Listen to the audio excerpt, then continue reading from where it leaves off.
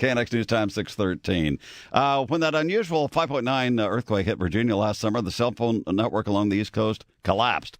So we get a big one here in Southern California. What about our cell phone service? Jamie Barnett directed the FCC's Public Safety Bureau with us now from the Potomac Institute. And Jamie, good morning to you. I'll just put it out there straight up. Will the cell phone network in Southern California survive a major earthquake? Well, the Virginia earthquake, which of course affected the entire eastern seaboard, actually there wasn't damage to the cell phone system itself. It was usage. And some of the companies then reported that there was a 500% increase in usage in less than a few seconds.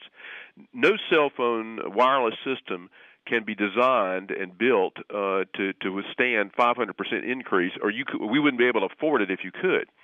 So we can expect that there will be disruptions. The main thing is to make sure that the calls that get through are the emergency calls where someone's actually hurt or needs help, as opposed to calling and say, hey, did you just feel that earthquake, which I'm afraid is what a lot happened on the eastern coast because we'd never had one before. When you say disruptions, what exactly does that mean? I mean, will I be able to get through? How long will I have to try? Each cell site is generally divided into three sectors, and it's a radio, and there's only a certain number of calls that will be able to get through.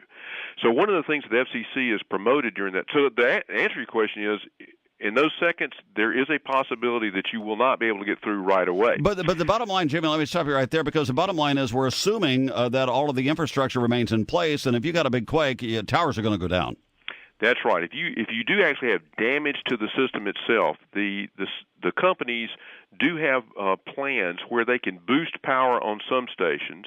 They have backup power when the power's been cut to a cell site or cell tower, and so those disruptions hopefully will be able to be recovered from pretty quickly. I might add, in the tremendous earthquake that Haiti suffered back in 2010, actually about 80% of their cell systems remained intact, and that's how people communicated. All right, but very, very quickly, because we only got a couple of seconds left here, but I think what I hear you saying is, big quake in Southern California, 5 million people jump on the cell phone all at once, forget it.